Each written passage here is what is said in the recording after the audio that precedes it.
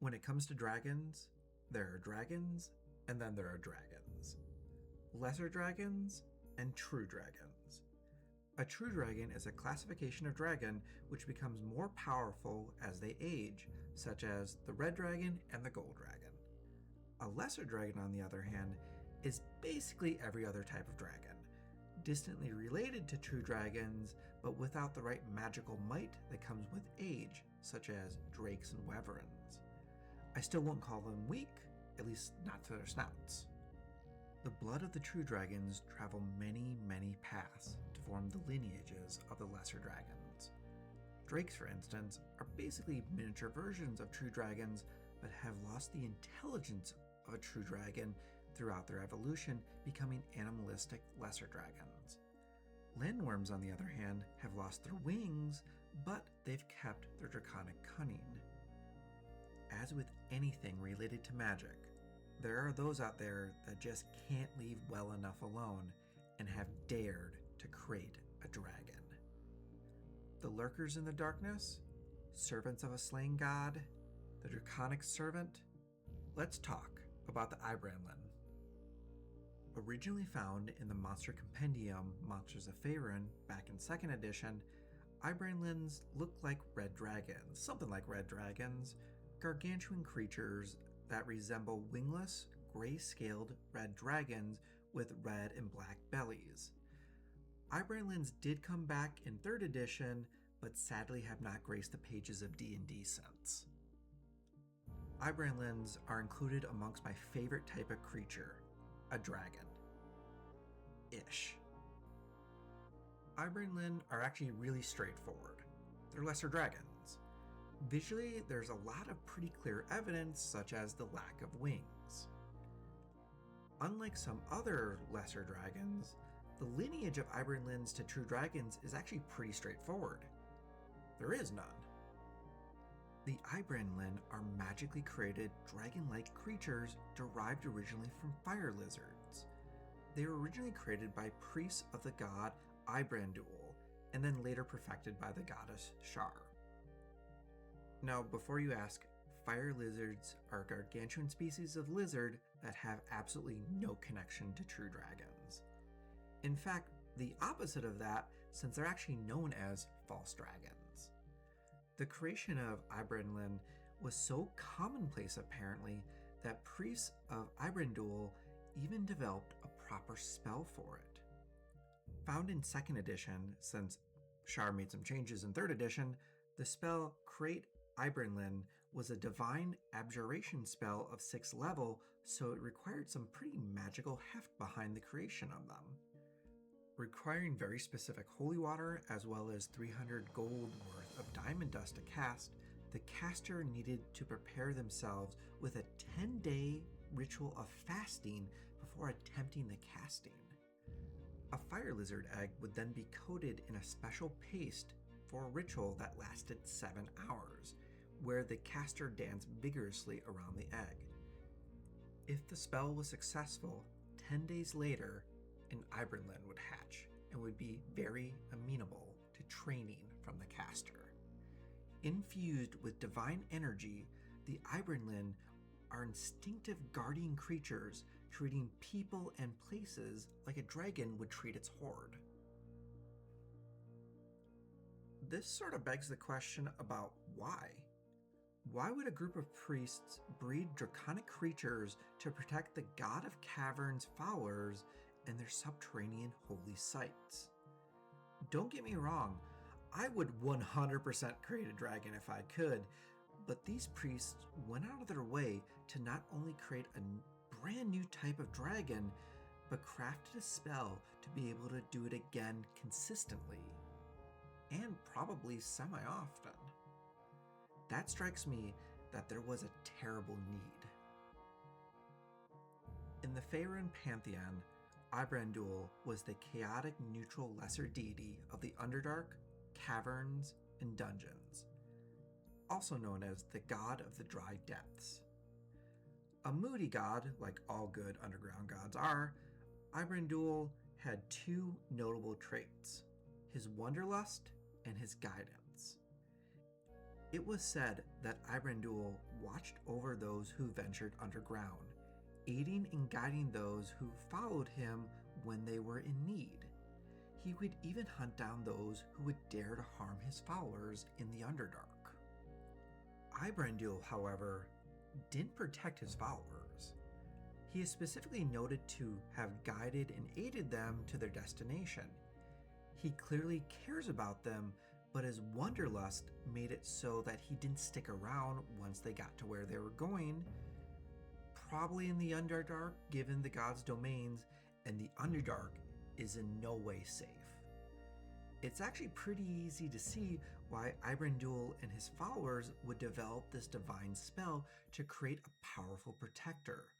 The gods' followers spent a lot of time in the Underdark and needed something potent to ward off threats when their god was out wandering. As to why create a lesser dragon, they were likely taking advantage of the instinctual nature of a dragon to protect its horde being the important people and places to the god. Being underground, it's likely that Ibrandul's clerics could find magma flows and the like, where fire lizard eggs could be found for use in the spell, so the dragon offshoot actually wasn't hard to pull off. Magic has done a lot weirder things to creature, and we'll talk a lot about that in the future. I also think, well, it's a dragon, and really not many things want to pick a fight with a dragon, so it's kind of the perfect guardian. But ultimately, Ibrandul, he wasn't the one that perfected the Ibrandlin. That would be Shar. Shar is the goddess of darkness and night within the Faerun pantheon, and is the malevolent twin sister and counterpart to the goddess of the moon, Selûne. A neutral evil goddess, Shar has a massive divine portfolio. Darkness, dungeons, forgetfulness, loss, night, secrets, and the Underdark. Both secrets and darkness are actually pretty important later. That portfolio is pretty good evidence about how much is under Shar's domain. She is the goddess of many things to her followers. She represents the dangers of false hope, the inherent emptiness of life, and secrets concealed deep within the heart. Many things to many people, which once again is going to be important in a bit. A lot can be said about Shar, but for our purposes, the word is going to be deicide. Unknown to all his worshippers, Ibrandul was killed by Shar during the Times of Trouble. The Times of Trouble were basically when the deities of Faerun were forced to walk the earth in their mortal avatar form when the overgod Ao basically wanted to teach them a lesson. Essentially what happened was two gods attempted to steal from the overdeity, and this was basically the final straw. Ao, being the chief god and far more powerful than the rest, had enough of the other gods and their habitual pursuit of power and negligence towards their mortal faithful. So he kicked them out down to the mortal realm to teach them some manners, plus probably thin out the herd since he also removed their invulnerability as divine creatures. Back to our story. Shar was not happy that the two divinities shared the same domain of darkness, and when Ibrandul was weak, Shar killed him and then took to disguising herself as the god to acquire his followers. As I said, many things to many people. How did she end up killing him? Although the times of trouble were in fact trouble for all the gods, Ibrandul found himself particularly weak during this time due to his own inattentiveness to his followers. A strange thing considering how Ibrandul would guide his followers while they were lost or in danger, but therein lies the problem. Once they were safe, the god had a tendency to ignore his followers. As gods need worship for their strength, it's hard to grow in worship when the god only shows up when you're in trouble and then, leaves. This trait of Ibrandul was likely the reason for the creation of the Ibrandlin. With a god that was only there when you're in trouble and not actively keeping an eye on you, having a guardian as powerful as a dragon wouldn't be a bad idea. Shar actually did treat the followers of Ibrandlin pretty good with respect, and she was also the reason that by the years of 3rd edition, the Ibrandlin were able to breed more of their race instead of needing divine magic to create babies. And if you are a divine that wants to protect an underground site, you really do want an Ibrandlin. Mechanically, the Ibrandlin is a gigantic but relatively low CR dragon in 3rd edition, and I continue that into the 2024 5th edition. Don't let that low CR fool you though. Despite being called lesser dragons, even at a CR of 5, Ibrandlin are extraordinarily dangerous monsters. Defenses are okay for their CR, which should hopefully migrate some of the heavy damage that's going to be coming at the party. Ibrandlin's hit points are on the high end, but still appropriate considering the actual size of the beast.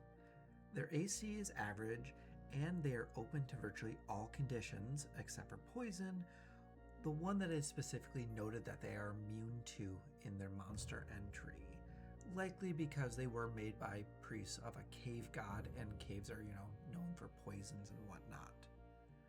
The Ibrandlin rounds this all out with fire immunity because, it was made from a fire lizard, and cold vulnerability because, it was made from a fire lizard. Finally, the Ibrandlin lacks true dragon wings and are a bit on the slow side, but do have a climb speed perfect for maneuvering about in a cavern.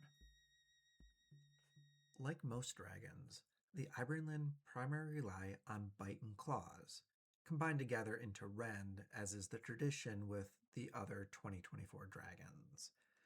Rend hits hard, really hard, thanks to their very considerable strength. Scale-wise, Ibrandlin are the same size as an ancient dragon. That is to say, they are gargantuan creatures. That even translates to their strength. In 3rd edition, they are every bit as physically strong as a red dragon of the same size, and I decided to keep this true in my conversion. That makes the Ibrandlin hit like a truck, or worse, kind of like an ancient dragon. However, in order to keep the attack bonuses in check, I decided to remove the proficiency bonus with the attacks. Sorta like how the purple worm loses its proficiency because they are both low intelligence. After all, the Ibrandlin are called lesser dragons, but their pedigree comes from a bestial fire lizard. Thus the low intelligence, thus the no proficiency in their attacks. Also, they are just CR5 creatures, and having an attack bonus of well over 10, 13, that's a bit terrifying. That being said though, this lesser dragon gets a breath weapon too. And Ibrandlin's breath weapon is extremely weak compared to that of a true red dragon of equal CR, but can be used in place of a rend attack when making a multi-attack, which to me gives the Ibrandlin more options in a fight. The fire breath is still potent enough to keep the party from clumping together, and if that doesn't work, the Ibrandlin has another trick up its sleeve. That impressive bulk of the Ibrandlin isn't just there for hit points and intimidation. The Ibrandlin's unique action of pin grants both the creature a bit more movement on their turn than normal, and then uses their gargantuan size to literally sit on their enemies. This was probably the hardest to define mechanically, but it ended up with a take off of the gelatinous cubes engulf action. Basically, the Ibrandlin jumps into a space. Anything that's unlucky enough to be in that space has to make a dex save in order to get out of the way. Those that fail will find themselves under the mass of a very angry lizard with some pain as well as the restrain condition. Those that are pinned have to spend an action to get out, or let the already pretty accurate Ibrandlin have advantage on its rends, or the creature will have disadvantage on resisting the Ibrandlin's fire breath. Its masters could even have the Ibrandlin just sit on its victims while they interrogate, playing good cop to the Ibrandlin's very giant, fiery, angry cop. An Ibrandlin lacks the intelligence of a true dragon, but makes up for it quite a bit with its size and strength. Ibrandlin are protectors above everything else. That is literally why they were made. So they're unlikely to initiate attack or hunt down somebody, but if their charge is threatened, they will immediately respond. I see the Ibrandlin moving up when a fight begins as fast as possible so it can try to pin them. It wants to pin as many enemies as possible so it can get advantage on its attacks as well as grant disadvantage to its fire breath. When its enemies are prone, grappled, and restrained, the Ibrandlin can just rend away with its claws and its fire breath. After that, I think it's honestly going to be rinse and repeat every round, pinning as many enemies as possible and using rend and fire breath until the threat is gone or the clerics say stop. As I see the Ibrandlin fighting until its death because it's a protector. It's not going to run away. It has to protect its horde. With regards to storytelling with the Ibrandlin, when can't a gargantuan dragon not help a story? Outsmarting a dragon that is acting as a guardian is a classic story.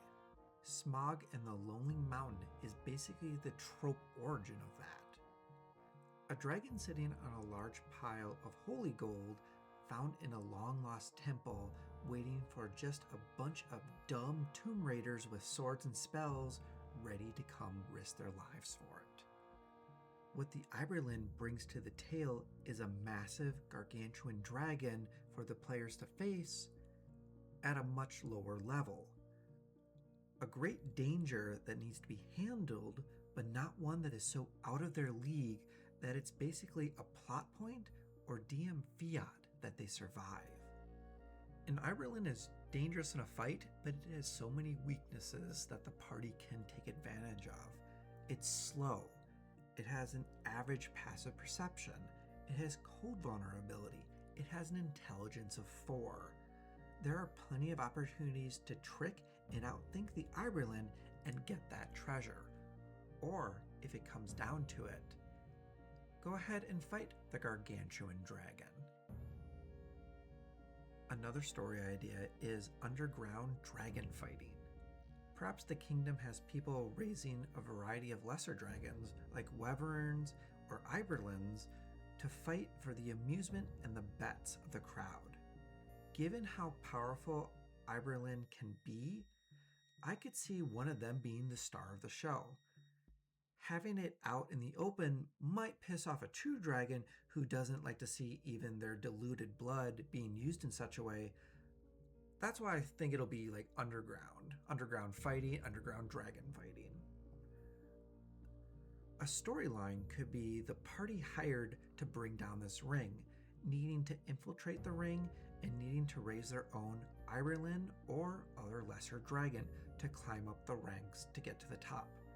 I say Ibrandlin because, like I said, it's probably going to be one of the top contenders due to its size and sheer strength. These underground fights could be the backdrop to the party meeting a contact, perhaps a surprise combat occurring when the Ibrandlin breaks free and goes wild into the crowd, forcing the party to fight it. The origins of the Ibrandlin have plenty of story potential as well.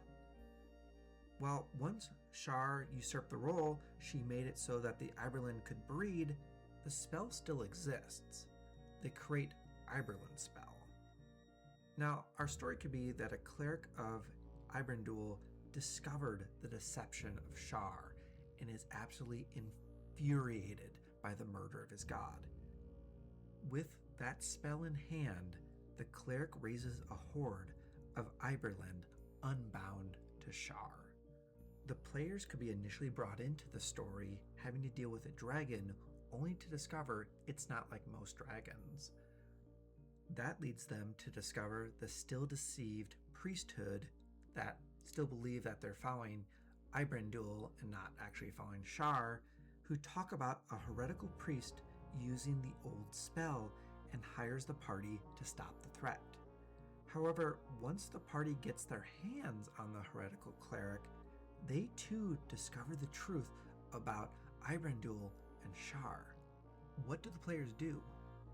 Do they keep the lie going? Do they help an evil goddess?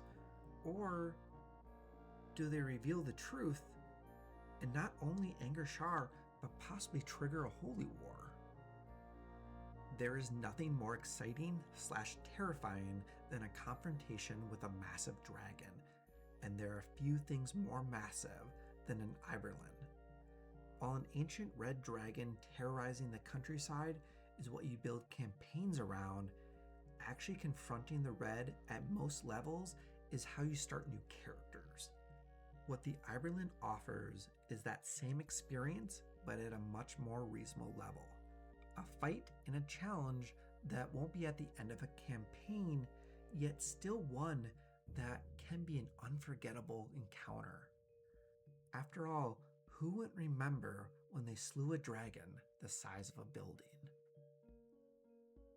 In the description below, I have a link to a monster stat block for the Ibrandlin updated to the 2024 edition of Dungeons & Dragons, ready for you to unleash upon your players.